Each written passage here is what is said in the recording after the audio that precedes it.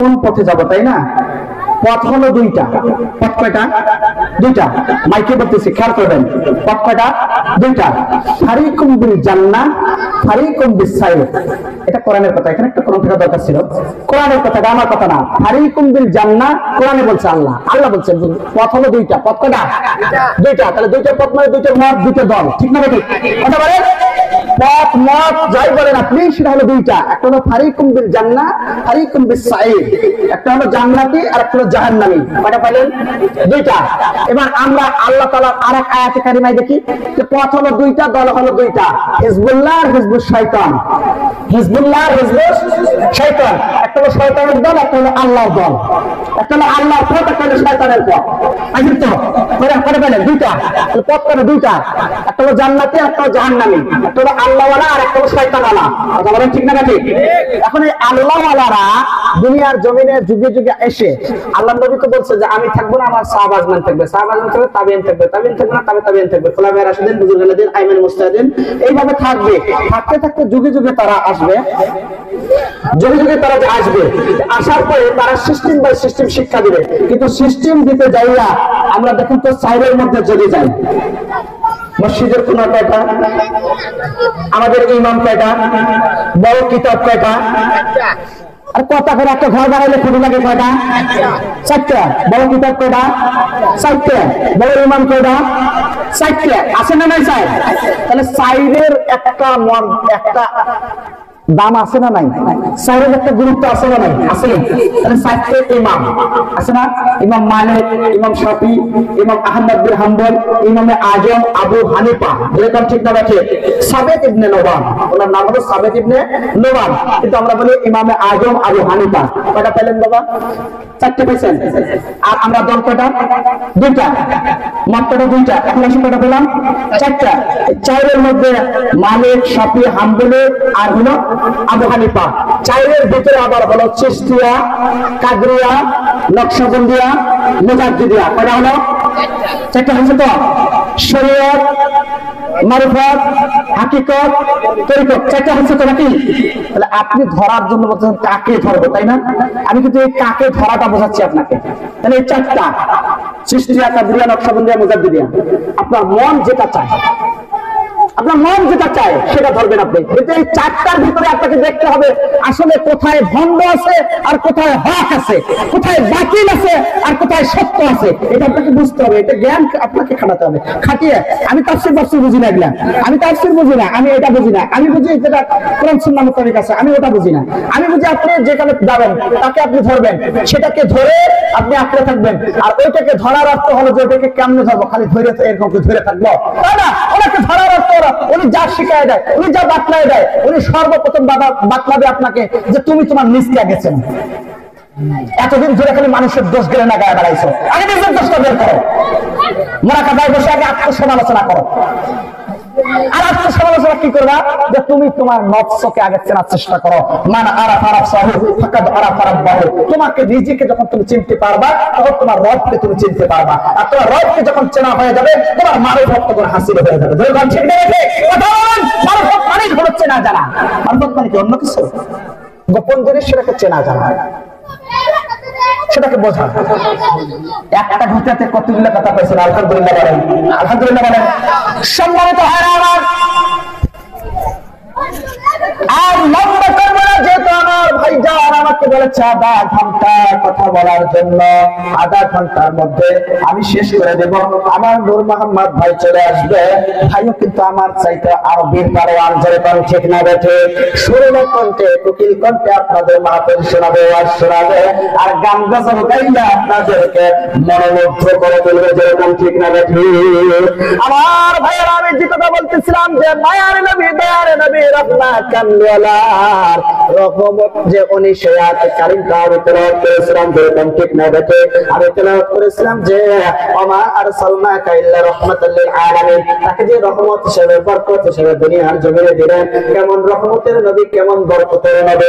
নবী যখন বরকতের নবী, যখন রহমতের নবী, নবী যখন কান্দারি, নবী যখন মিরাজের মধ্যে যাবে, এই মাসটার পূর্বে ছিল একটা মাস যেটা ছিল মিরাজের রজনী, লাইলাতুল মিরাজ, যেরকম ঠিক না দেখে। এখন লাইলাতুল মিরাজ হলে বেদাত হয়ে যায়, লাইলাতুল বরাত হলে বেদাত হয়ে যায়। সামনে আসতেছে লাইলাতুল বরাত 14 ফেব্রুয়ারি, যেরকম ঠিক না দেখে। আল্লাহ নবী বলেন বরাতের রাত্রিতে যারা বندگی করবে তারা যেন লাইলাতুল কদরকে জিন্দা করে ফেললো। আর এই বরাতের রাত্রিতে যারা চেয়ারে করে পরে রোজা রাখবে তাদের জন্য জাহান্নামটা হারাম হয়ে যাবে, যেরকম সুবহানাল্লাহ। আল্লাহ নবীকে গায়ে প্রশ্ন প্রশ্ন করলেন, ইয়া রাসূলুল্লাহ, ইয়া হাবিবাল্লাহ, এই রজব মাসের মধ্যে, শাবান মাসের মধ্যে আপনাকে এত বেশি রোজা করতে আমরা দেখতে পাই, এর চাইতে বেশি রোজা আপনি অন্য কোনো মাসে করেন না। আল্লাহ নবী বলেন এই মাসের মধ্যে বান্দা বান্দার আমলগুলো আল্লাহ তাআলার দরবারে পেশ করা হয়, তাই তো আমি এই মাসের মধ্যে এত বেশি রোজা রাখতে, যাতে আমার আমলগুলো রোজা অবস্থায়, ইবাদত অবস্থায় আমার আল্লাহ তাআলার কাছে পৌঁছে যায়, যেরকম সুবহানাল্লাহ। সম্মানিত ভাইরা আমার, শুধু তাই নয়, বলা হচ্ছে এই দিন রোজা থাকার পরে যারা 3 বার মাত্র শুধু দরুদ শরীফ পড়বে ইফতারের সময়, ওই ইফতারের সময় 3 বার দরুদ শরীফ পড়লে তার জীবনের গুনাহগুলোকে আমার আল্লাহ তাআলা মাফ করে দেয়। শুধু তাই নয়, শবে বরাতের পরের দিন যারা রোজা রাখবে এই রোজাদার ব্যক্তিকে জান্নাতে উঠে আরোহণ করিয়া হাসরের ময়দানে ওঠানো হবে, জান্নাতে উঠে আরোহণ করিয়া জান্নাতে মেহমান বানানো হবে, যেরকম সুবহানাল্লাহ। আর জোরে বলেন না সুবহানাল্লাহ। এই সমস্ত পাইলাম কোথায়? রহমতের নবীর কারণে। আর সেই নবীর দরুদ এখন পড়া যায় না, শবে বরাত বিদআত হয়ে যায়, শবে মিরাজ বিদআত হয়ে যায়। আমার ভাইরা, শুধু তাই নয়, এবার দরুদ বিদআত হয়ে গেল, যেরকম ঠিক না দেখে। অথচ আল্লাহ তাআলা কোরআনে বলে, ইন্নাল্লাহা ওয়া মালাইকাতাহু ইউসাল্লুনা আলান নবী ইয়া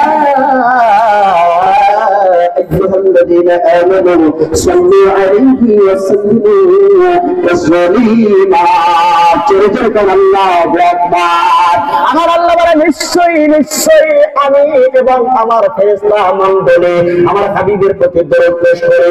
এটা হলো বর্তমান, অতীত, ভবিষ্যৎ সব তৃতীয় 3টা কালের মধ্যেই চলবে। প্রেজেন্ট, পাস্ট, ফিউচার সব চলবে, যেরকম ঠিক না দেখে। বর্তমান, অতীত, ভবিষ্যৎ সব চলবে। আমরা আল্লাহ করছেন, এখনো করতে আছেন, ভবিষ্যতে করতে থাকবেন, সেটা হলো নবীর দরুদ, যেরকম ঠিক না দেখে।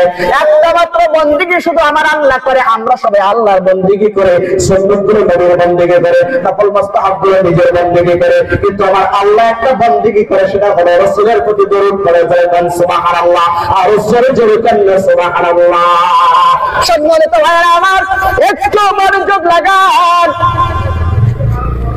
একটু মনোযোগ লাগান। আরে দরুদ পড়লে বিদআত কেন হচ্ছে? আল্লাহ বলে, আমি এবং আমার ফেরেশতা মণ্ডলী সহ আমার রহমতের নবীর উপরে দরুদ পড়ে। আমার আল্লাহ এবার ডাক দিয়ে বলে, ও পৃথিবীর ঈমানদারেরা রে, ও পৃথিবীর বিশ্বাসীরা রে, তোমরাও আমার হাবিবের সাথে, আমার বন্ধুর সাথে দরুদ পেশ করো। আল্লাহ শুধু দরুদ পেশ করার কথা বলে ক্ষান্ত না, ওয়াসাল্লিমু তাসলিমা। ওয়াসাল্লিমু তাসলিমা যখন বলেছে, ওয়া দিয়ে এবং ব্যবহার করেছে। দরুদ একটা ইবাদত, আর এবং দিয়ে বলছে সালাম দাও, এটাও হলো ইবাদত, যেরকম ঠিক না দেখে। তাহলে আল্লাহ দরুদ এবং সালাম দুইটা দেওয়ার কথা বলল। আর মাওলানারা আমরা সবাই দরুদে ইব্রাহিম নিয়ে পড়ে থাকে, এটা একবারও সালাম দেওয়ার কথা নাই, যেরকম ঠিক না দেখে। এটা শুধু নামাজের জন্য খাস, বাহিরে নয়। বাহিরে আপনাকে অবশ্যই দরুদ পড়লে সঙ্গে সঙ্গে তার সামনে সালামও দিতে হবে, যেরকম ঠিক না দেখে। যদি এতটুকু দরুদও পড়া হয় সাল্লাল্লাহু আলাইহি ওয়াসাল্লাম, তবু দরুদ এবং সালাম দেয়া যায়, যেরকম ঠিক না দেখে। নবীর প্রেমে পাগল হইলে, নবীর প্রেমে পাগল হইলে আল্লাহ তাআলা খুশি। নবীর দরুদ পড়ুন দিবানিশি, মাশাআল্লাহ। আল্লাহ আল্লাহ, একটু আওয়াজ দেন তো। আল্লাহ আল্লাহ আল্লাহ আল্লাহ। নবীর প্রেমে পাগল হইলে, নবীর প্রেমে পাগল হইলে আল্লাহ তাআলা খুশি। নবীর দরুদ পড়ুন দিবানিশি, মাশাআল্লাহ। আল্লাহ আল্লাহ আল্লাহ আল্লাহ। নবীর প্রেমে পাগল হইলে তাআলার দিদার মেলে গো নবীর প্রেমে পাগল হইলে মৌলা পাকের দিদার মেলে গো থাকো যদি জজবা হালে থাকো যদি জজবা হালে বাজাও নামের বাঁশি নবীর দরুদ পড়ুন দিবানিশি মাশাআল্লাহ আল্লাহ আল্লাহ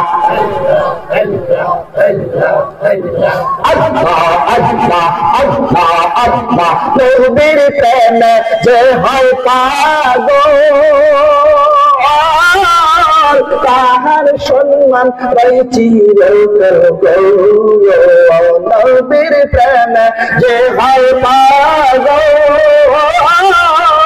তাহার সম্মান রই চিরকাল প্রমাণ হইলা হযরত বিল্লাল প্রমাণ হইলা হযরত বিল্লাল বানসন প্রেমের রশি নবীর দরুদ পড়ুন দিবানিশি মাশাআল্লাহ আল্লাহ আল্লাহ আল্লাহ আল্লাহ আল্লাহ আল্লাহ নারায়ে তাকবীর নারায়ে তাকবীর কোরআন বতার গোবান কোরআন বতার গোবান মা